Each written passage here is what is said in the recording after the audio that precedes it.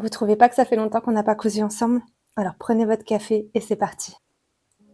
Dans cette vidéo, nous allons coudre ensemble ce sac. Je me suis inspirée de ces deux modèles dans une version en velours côtelé. Et vous allez voir, ça va être rapide et facile à coudre. On commence par la création du patron. Et on va essayer de faire le plus simple possible. J'ai scotché 2 feuilles à 3 entre elles, donc si vous avez que des feuilles à 4 à la maison, vous en scotchez 4. Je vais garder toute la longueur et je vais juste venir découper en largeur. Je vais reporter du coup 27 cm. Et ensuite je vais faire 32 cm. En gros 5 cm de plus. J'ai tracé 2 traits parce que je vais utiliser le même patron pour la doublure et pour l'extérieur. Comme ça, quand je plie, je peux changer la mesure plus facilement. Et là, je vais découper celle qui est le plus à l'extérieur.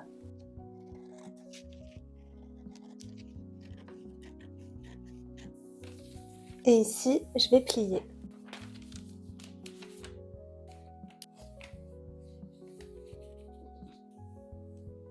Là, je vais faire le fond de mon sac. Donc, comme mon sac est cylindrique, le fond va être en forme de cercle. Ma technique pour faire un rond, si vous êtes comme moi et que vous n'avez pas de compas, c'est d'abord de faire un carré. Est-ce que vous voyez rien? Oui. Je plie mon carré en 4 par la diagonale pour trouver le centre qui est à l'endroit où les plis se croisent tout simplement. Et je mesure 9,5 cm en partant de ce centre sur les deux côtés. Vous pouvez le faire dans un A4, ça suffira puisque une feuille A4 c'est 21 sur 29,7, donc vous aurez assez.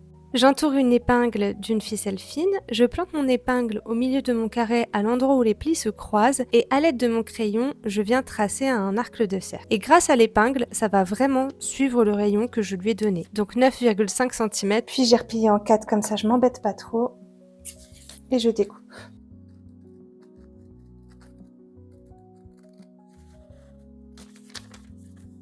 Pour récapituler, vous devez obtenir un rectangle de 59,4 cm sur 32 cm avec une ligne à 5 cm du bord sur la longueur et un cercle de 19 cm de diamètre ou 9,5 cm de rayon. Et si vous voulez voir directement avec les marges de couture comprises, ça donne ça, en prenant en compte que je prévois 1,5 cm de marge, car les tissus sont épais, moi je préfère faire comme ça.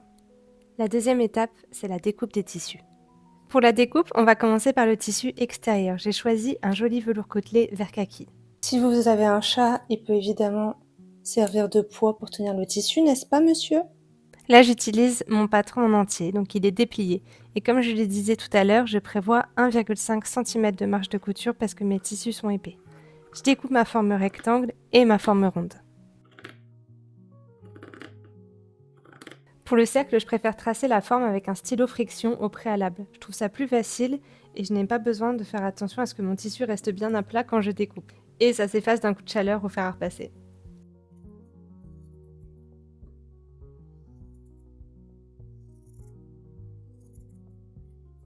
Je vais couper la même chose dans la doublure, mais cette fois-ci avec les rebords pliés. Sinon, au niveau de la découpe, c'est à peu près la même chose. Sauf qu'il y a un des grands côtés où je ne dois pas laisser de marge de couture.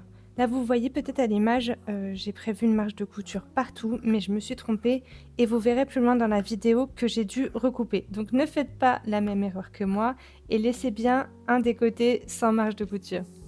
Et ça, c'est un joli tissu que j'ai eu au coupon de Saint-Pierre de Lille. Je découpe également un cercle toujours en utilisant un stylo friction pour tracer ma forme.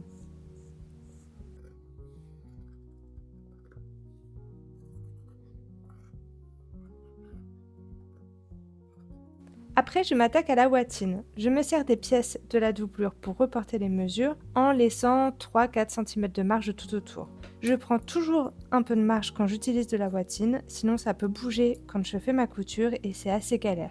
Je vous avais fait une petite vidéo pour vous apprendre à bien matelacer. Si jamais ça vous intéresse, je vous la mets en barre d'infos et dans le petit i. Je veux qu'il se tienne, mais je veux pas forcément qu'il soit rigide. C'est pour ça que j'ai découpé aussi de la watine. Comme ça, je vais doubler la doublure. Je sais pas si on peut dire ça, mais... La prochaine étape, c'est la couture. Pour bien tenir mon tissu de doublure et ma bottine ensemble, je vais faire une première couture à 8 mm du bord du tissu de la doublure. Ça va me permettre d'être sûr que mon tissu tienne bien en place. J'épingle mes pièces, donc la doublure et la bottine, et je viens coudre tout autour à 8 mm du bord comme je l'ai expliqué.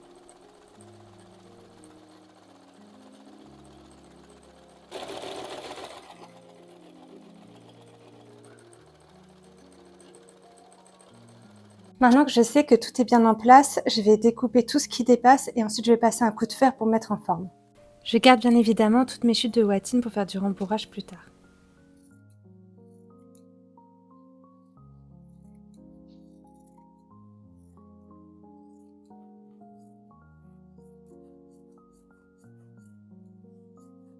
Elle est vraiment pas très belle ma table à repasser, faudrait vraiment que je la refasse, mais comme on dit, les cordonniers sont les plus mal chaussés. Je passe un petit coup de fer, c'est un moment qui est ultra satisfaisant que j'aime trop parce que ça aplatit vraiment les matières et ça donne quelque chose de beaucoup plus fin. Ça regonfle après par la suite une fois que la couture est finie, mais au moins pour le moment je ne suis pas gênée par l'épaisseur au moment où je veux coudre.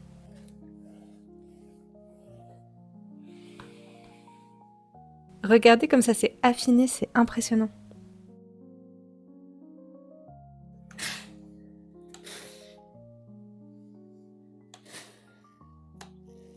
Pour la prochaine étape, je commence l'assemblage. Donc je plie mon rectangle en deux sur la longueur. Je prends bien le temps d'épingler ma pièce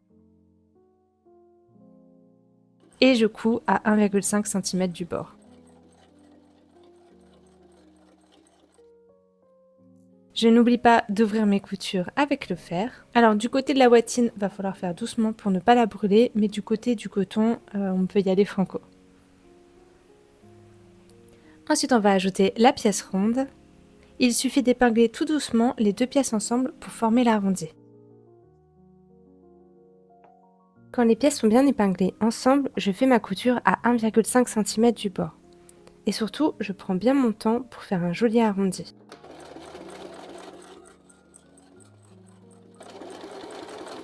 Là, je vais faire exactement la même chose avec la doublure. Donc, endroit contre endroit,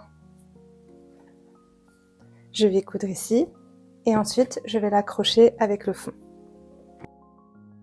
Je pense toujours à mettre mes épingles pour m'aider à maintenir les tissus ensemble. Et une couture à 1,5 cm du bord.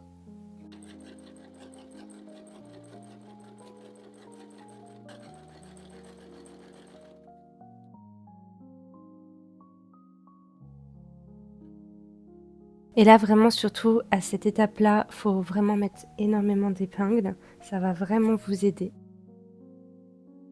Une fois que j'ai tout épinglé, je viens faire ma couture à 1,5 cm du bord. Là, ça va être une couture assez difficile, donc on prend son temps.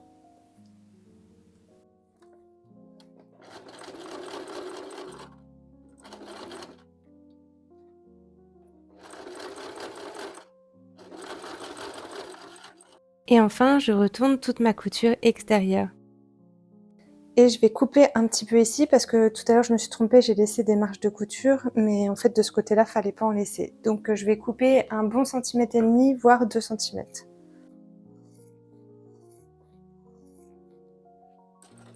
Et je viens simplement réaliser une couture à 8 mm du bord comme j'ai découpé celle que j'avais fait au début. Donc j'ai bien retourné ma pièce extérieure, j'ai laissé à l'endroit ma pièce intérieure, ma doublure. Et avant de faire l'assemblage final, je vais faire un petit ourlet sur le tissu en velours. Simplement en pliant sur 1 cm vers l'intérieur et en cousant à peu près 8 mm du bord. Volontairement, je ne découpe pas tout ce qui est bord de tissu parce que je ne veux pas fragiliser, ça va être un sac. Donc plus on laisse de tissu, plus ça va être solide. Et là, je glisse simplement toute la partie doublure et bottine à l'intérieur de la partie en velours côtelé. Et mes deux pièces sont bien envers contre envers. Et je vais venir replier les bords vers l'intérieur. Hop.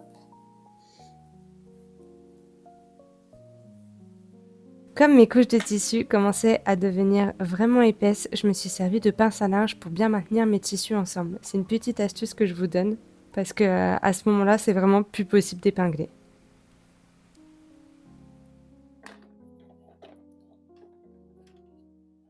Pour limiter les épaisseurs de tissu, je vais pas coudre sur l'ourlet, je vais coudre juste un tout petit peu à côté. Comme ça va bien maintenir les tissus, mais ça va éviter de casser votre machine. Et surtout, on y va très doucement.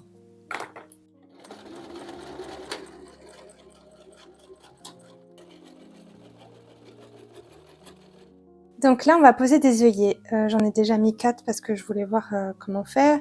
Le tissu est assez épais, donc j'avais essayé avec cet outil-là, mais je pense qu'avec la boîte, c'est trop épais. Du coup, ce que je fais, c'est que je le transperce avec ça, un outil comme ça. Je pose ma petite pièce comme ça, sur un tissu épais pour protéger ma table. J'ai rentré l'œillet de ce côté-là et il ressort de ce côté-là. Je le pose comme ça de ce côté. Et là, je viens poser un petit œillet. Vous voyez, ça se renfonce un peu vers l'intérieur. Ça, il faut le mettre contre l'autre. Et ça, contre. Et là, on va venir taper. Alors, vous mettez pas comme ça pour taper. Mettez-vous bien à plat pour que ça tape uniformément partout. Et il faudra faire ça pour 8 œillets en tout. Quand j'en ai fini avec les œillets, je m'occupe des poignées. J'ai découpé 2 petits rectangles de 12 sur 6 cm et je replie les bords intérieurs vers le milieu et je replie une nouvelle fois en deux. Un peu comme si on faisait du biais, vous voyez? Et là, je vais coudre à 5 mm du bord.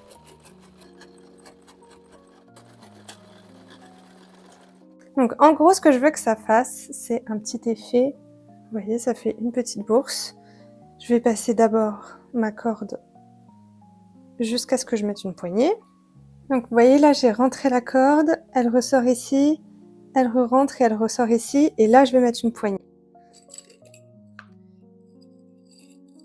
Je mets une petite épingle à nourrice et je vais faire glisser.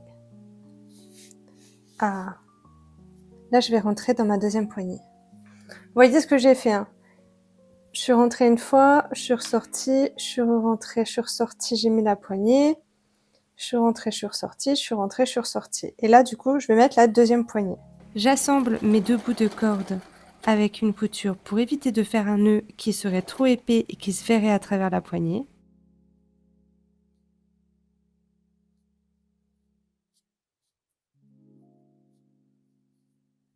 Je répartis bien ma corde et mes poignées de manière symétrique. Je vais juste refaire une petite couture là et là pour bien coincer la corde.